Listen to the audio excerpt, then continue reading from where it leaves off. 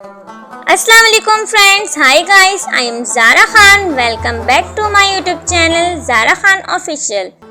Novel जन्नत की पत्ती बाय निम्रा अहमद, एपिसोड 4। हया हया किधर हो? बोला आईने के सामने खड़ी माथे पर टीका दुरुस्त कर रही थी जब फातिमा बेगम उसे पुकारती आई।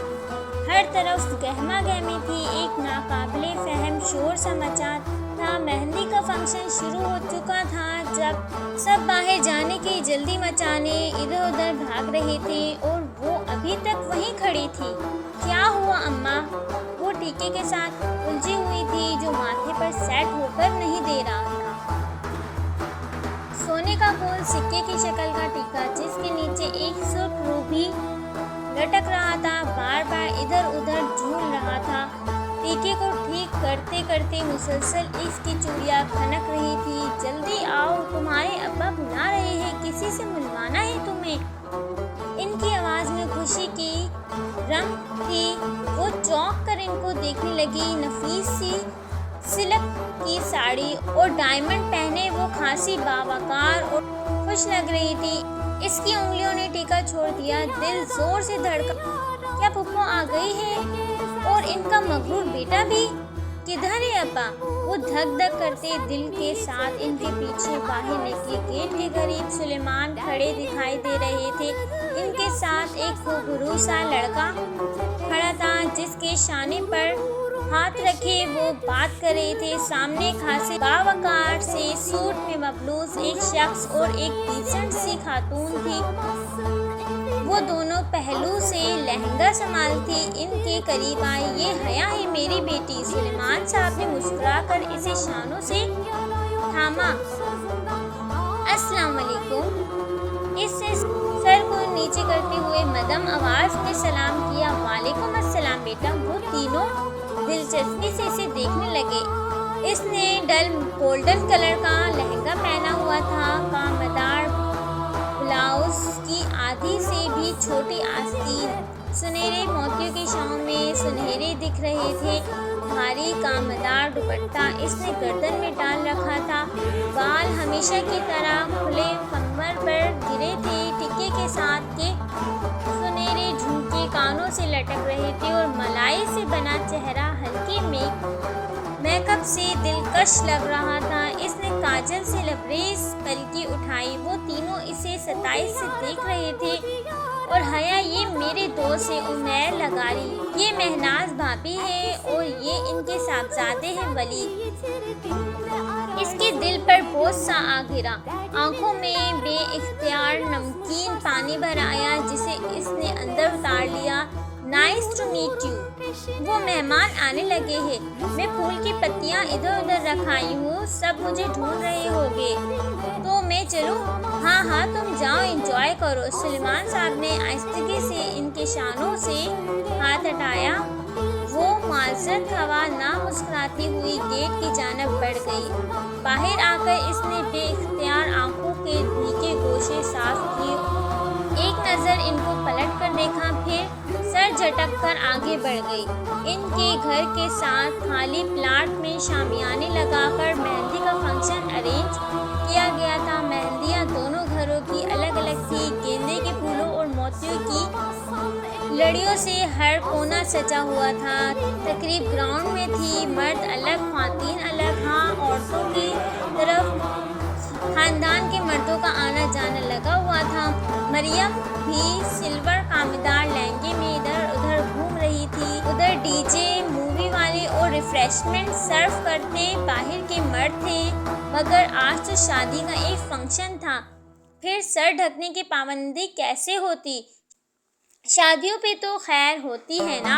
हया, डांस शुरू करे? इरम अपना लहंगा संभालती हुई इसके पास आई। हाँ ठीक है, तुम गाना लगवाओ। और ये कौन है? सामने वाली कुर्सी की कतार के सामने खड़ी एक लड़की कुर्सी में बैठी खातून से झुककर मिल रही थी। इसने सया अबाया और ऊपर स्टोल ले रखा था। अजीब बात है कि इस लड़की ने उंगलियों से नकाब थाम रखा था। कौन?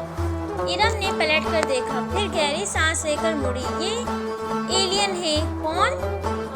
हया ने हैरत से कहा। एलियन? अरे शैला भाभी है। ये पूरी दुनिया से अलग, इनकी 1.5 ईंट की मस्जिद होती है। बस तवज्जो खींचने के लिए फंक्शंस पर भी अबाया नकाब में मिलती है। अब पूछो भला औरतों के फंक्शन में किससे पर्दा कर रही है? हाँ, वाकई अजीब है ये भी।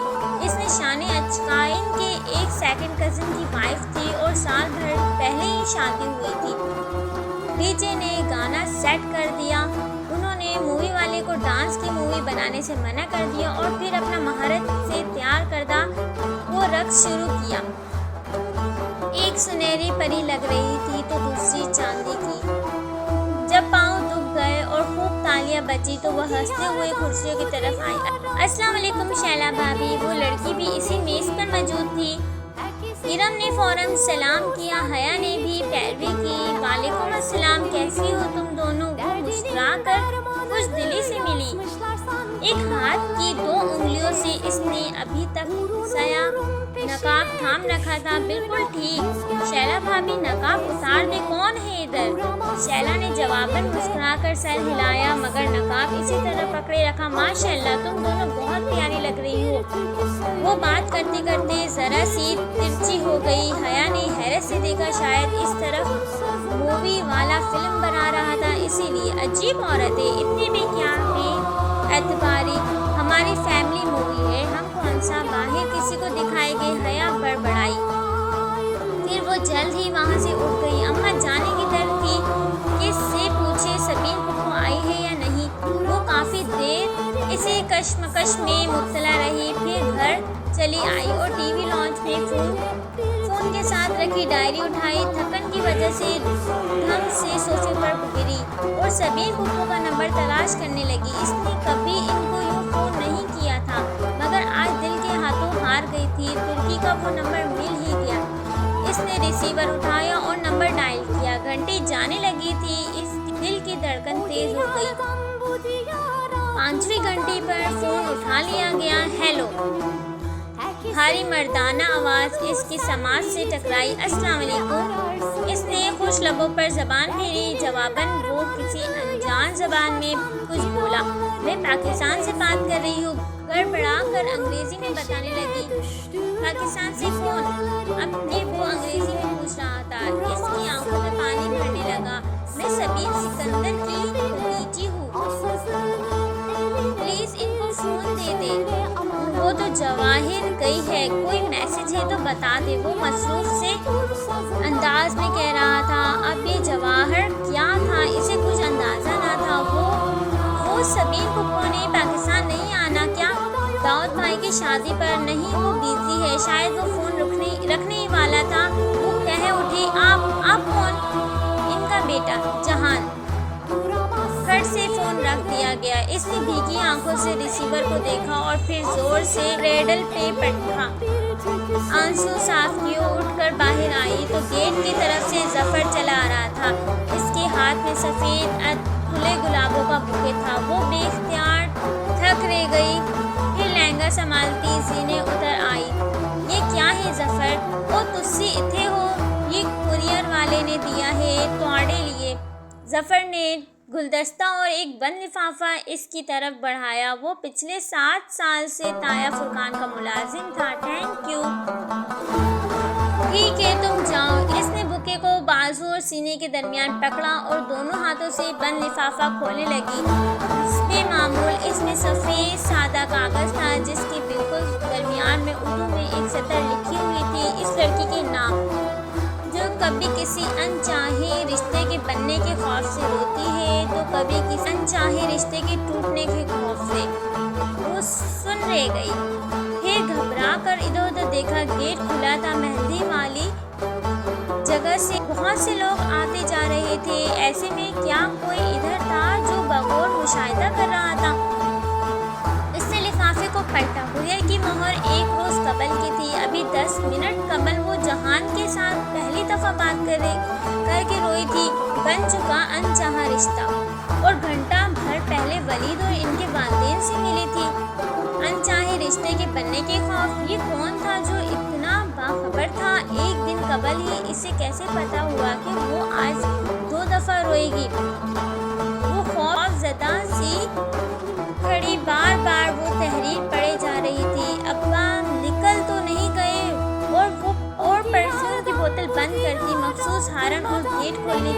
दरख्वास्त पर मोबाइल और पर्स उठाकर बाहर को भागी। मुकर्रर वक्त होने को था। आज दाऊद भाई की बारात थी। पोर्च खाली था।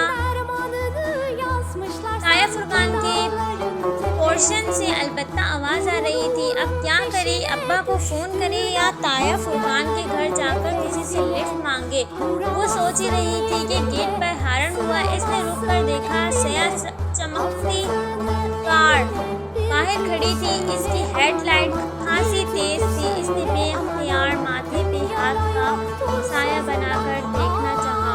वो वलीद लगाई था। साथ फ्रंट सीट पर इसके वालिद थे और पीछे वालदा। अस्सलाम वालेकुम हया। वो दरवाज़ा खोलकर बाहर निकला। वो धीमी होती हेडलाइट्स में इनके सामने खड़ी थी। गहरे सुर्ख का मिदार, बगैर आस्तीनों वाला फ्राक जो पाँव तक आता था और नीचे हम रंग तंग पजामा, गोल्डन दुपट्टा गर्दन में था। हमें मैरिज हॉल का इल्म नहीं है। अंकल है। वो इसे नज़रअंदाज करती लगारी साहब के दरवाजे के पास रुकी। अंकल, पैराडाइज हॉल जाना है और अब्बा शायद निकल गए हैं, मुझे पता ही नहीं चला। ओह, तो आपके चचा वगैरह? वो तो अब्बा से पहले ही चले गए। ठहरे अब्बा ज़्यादा दूर नहीं होंगे, मैं इन्हें वापस। अरे वो क्यों वापस आएंगे? आप हमारे साथ आ जाओ ना बेटा। हाँ बेटा आओ। मिसेस मिनाज लगारी ने फ़ौरन दरवाज़ा खोला। अब अगर अब्बा का इंतज़ार करती तो आधा फंक्शन निकल जाता। चले ठीक है। वो गाड़ी में बैठ गई। तो हमारी बेटी क्या करती है? रास्ते में लगारी साहब ने पूछा। मैं इनकी बेटी कब से हो गई? जी मैं शरिया एंड लॉ में LLB कर रही हूँ। यानी कि आप इस्लामी वकील हो? जी। वो फीका सा मुस्कुराई। ये लोग इतनी अपनायत क्यों दे रहे थे इसे? हया बेटा, आपका शादी के बाद प्रैक्टिस का इरादा है? क्योंकि मैं और आपके अंकल तो कभी इस मामले में ज़बरदस्ती के कायल नहीं हैं। खुद वलीद को भी शादी के बाद बीवी के जानिब करने पर कोई एतराज़ नहीं है।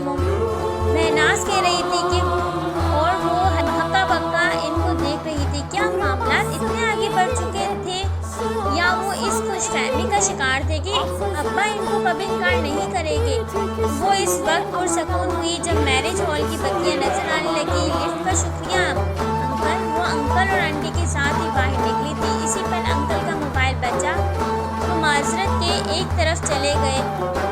महनाज बीबी इनके पीछे गई। हया सुनिए, वो जाने लगी थी कि वलीद ने पुकारा। मुझे आपसे बात करनी है मगर ये मुनासिब नहीं।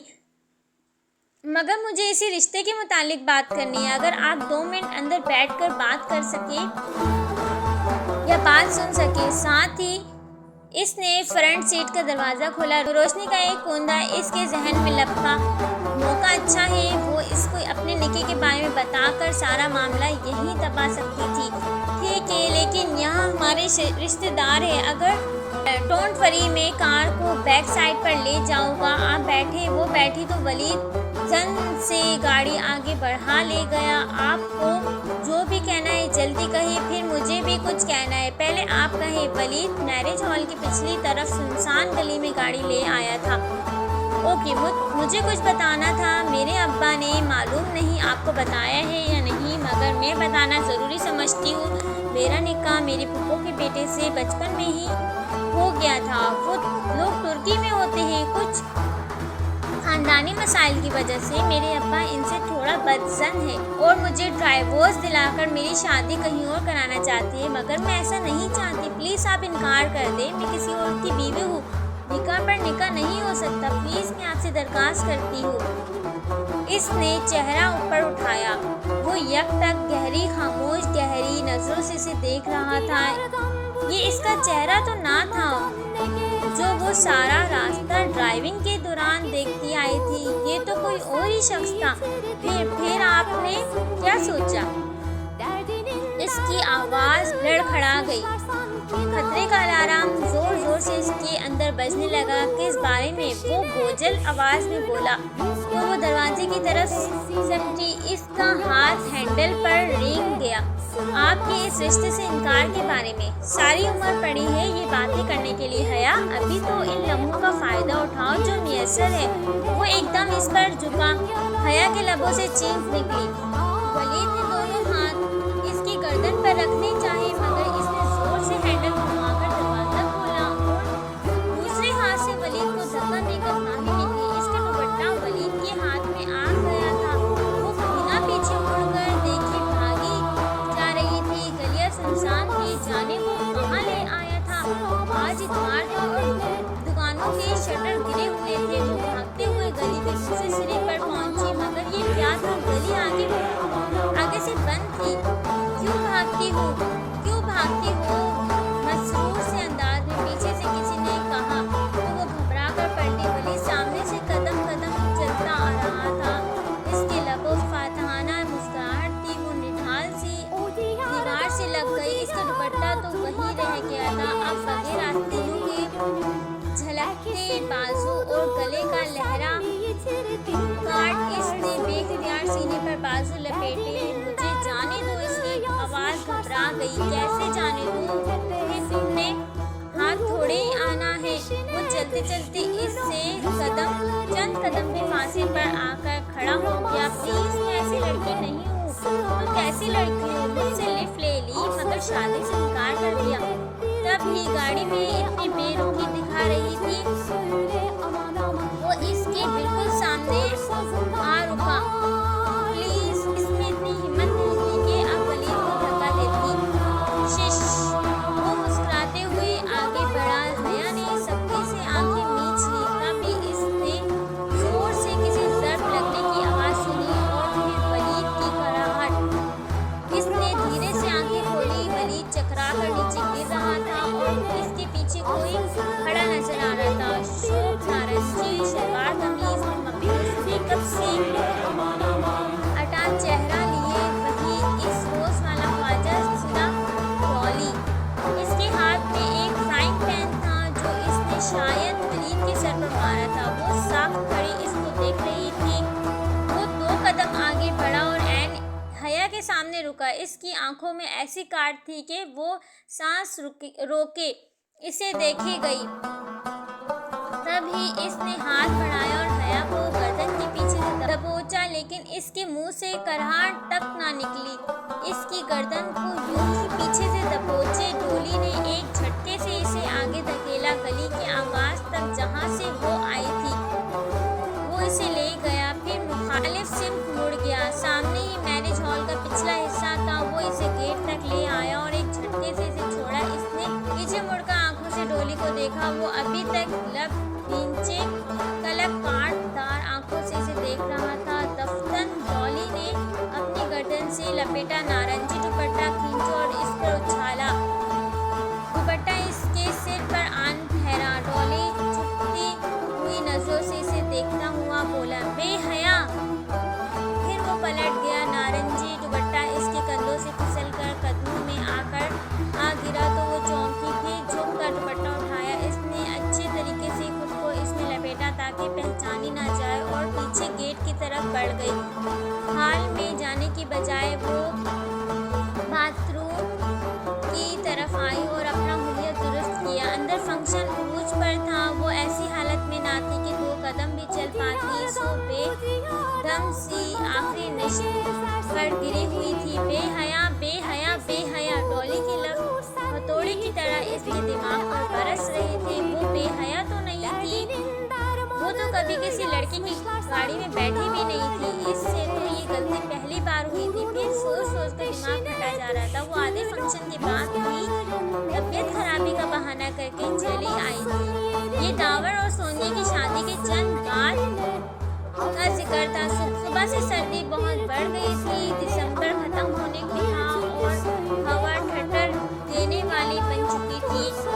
ऐसे में वो कैंपस से स्कॉलरशिप को एडिशनल फी ऑफिस के बाहर दरवाजे पर लगी लिस्ट को देख रही थी। एरasmus मंडस एक्सचेंज प्रोग्राम के तहत स्टूडेंट्स में से सिर्फ 2 लड़कियां सबांजी यूनिवर्सिटी जा रही थी, हया सुलेमान और खतीजा राना। ये खतीजा राना कौन है भला? वो सोचते हुए अपने यब होते हाथ आपस में रगड़ रही थी। सर्दी से इसकी नाक सुर्ख हो चुकी थी। लॉन्ग शॉर्ट और ट्राउजर पर स्टाइलिश सा लॉन्ग स्वेटर पहने वो दरवाजे के सामने खड़ी थी। अचानक किसी ने पुकारा,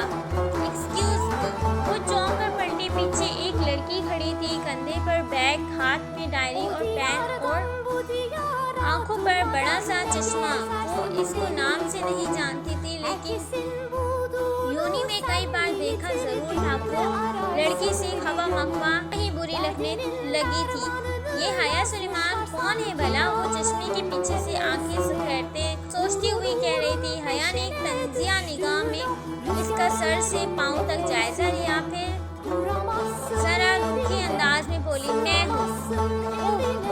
इसने जैसे बामुश्किल अपना नागवारी छुपाई। मैं आपके साथ नहीं जा रही हूँ हया, मैं खदीजा हूँ। मेरी फ्रेंड्स मुझे नीचे कहती है, लेकिन आप मेरी फ्रेंड नहीं है, सो खदीजा ही कहिएगा। मुझे भी हया सिर्फ मेरी फ्रेंड्स कहते। आप मुझे मिसेस सुलेमान कह सकती है। वो कहकर पलट गई। अजीब बददिमाग लड़की थी वो खदीजा राना। इससे पहले भी हवा मकवा घूमने लगती थी और अंदाजा हो गया था कि इसके भी हया के बारे में कुछ ऐसे ही ख्यालात थे। तो जैसे ही घर आई, जफर सामने से आ गया, भागता हुआ, कांपता हुआ। हया बीबी, हया बीबी, बोलो भी अब। गाड़ी लॉक करती खौफजदा हुई, आपको इरम बीबी बुला रही है। खैरियत? खैरियत नहीं लगती जी, वो बहुत रो रही है। जफर ने राजदारी से बताया तो वो चौंकी। अच्छा मैं आती हूँ, तुम ये मेरा बैग अंदर रख दो। वो सीधा इरम के घर खुलने वाले दरमियानी दरवाजे की तरफ बढ़ गई। लॉन्ज में साइमा ताई और सोनिया बैठी हुई थी। सामने कोई कामेदार दुपट्टा फैला रखा था और दोनों इसके साथ उलझी थी। आहट पे सर उठाया। इसे देखकर दोनों ही मुस्कुरा दी। हया कैसी हो? बिल्कुल ठीक। इरम कहाँ है? ताई अम्मा मुझे बुला रही थी, वो अंदर कमरे में होगी। ओके मैं देख लेती हूँ। वो मुस्कुराकर राहदारी की सिमत बढ़ गई। इरम के कमरे का दरवाज़ा बंद था। इसने होठ ना अकेला दरवाज़ा खुलता चला गया। इरम बेड पर अकरू बैठी हुई थी। सामने लैपटॉप खुला हुआ था। चमकती स्क्रीन की रोशनी इरम के चेहरे को चमका रही थी, जिस पर आंसू लड़ियों की सूरत बह रही थी। इरम क्या हुआ? वो कदरे फिक्रमंदी से इरम के सामने आ बैठी। इरम ने सुर्ख आंखें उठाकर हया को देखा। इसकी आंखों में कुछ था जो इसे थका गया। हया एक बात बताओ, इसका लहजा अजीब सा था। बोलो, हम शरीफ लड़कियां हैं क्या? अपने बारे में तो यकीन है, मगर तुम्हारा मामला जरा मशकूक है। इसने माहौल का बोझलपन दूर करने को कहा, मगर इरम मुस्कुराई तक नहीं। नहीं हया, हम दोनों का ही एक ही मामला है। तू पहेलियां बना रही हो? क्या हुआ है बताओ तो। हया मुझे बताओ, क्या हम मुजरा करने वालियां हैं? वो एकदम रोने लगी थी। इरम वो शशत ज़दा रह गई। बताओ क्या हम तवाइफ है? और वो जोर जोर से रोने लगी। इरम बात क्या है? हया बोलो, बताओ हम ऐसे हैं क्या? नहीं बिल्कुल नहीं। फिर ये क्या? इरम ने लैपटॉप की स्क्रीन का रुख किया। इसकी तरफ क्या है ये? इसने उलझन से स्क्रीन को देखा। इस पर एक वीडियो चल रही थी। वीडियो का कैप्शन ऊपर रोमन उर्दू में लिखा हुआ था, शरीफों का मुजरा। वीडियो किसी शादी के फंक्शन की थी। हर सवारी ख्वातीन और डांस फ्लोर पर रक्स। दो लड़कियां, एक का लहंगा गोल्डन था और दूसरी का सिल्वर। पूरी छत जैसे इसके सर पर आ गिरी। नहीं, वो करंट खाकर उठी। ये क्या है? ये शरीफों का मुजरा है हया, और ये हमने किया है। ये दाऊद भाई की शादी की वीडियो है जो किसी ने इंटरनेट पर डाल दी है। ये पढ़ो। वीडियो डालने वाले ने अपना ईमेल एड्रेस भी दिया है, जिस पर मेल करके पूरे डांस की वीडियो भी हासिल की जा सकती है। ये देखो, इस वीडियो को 3 दिन से सैकड़ों लोग देख चुके हैं। हया, हम बर्बाद हो चुके हैं, हम कहीं के नहीं रहे। इरम फूट कर रो रही थी। इतना ही। नेक्स्ट पार्ट नेक्स्ट वीडियो में। Please subscribe my YouTube channel. अल्लाह हाफिज़।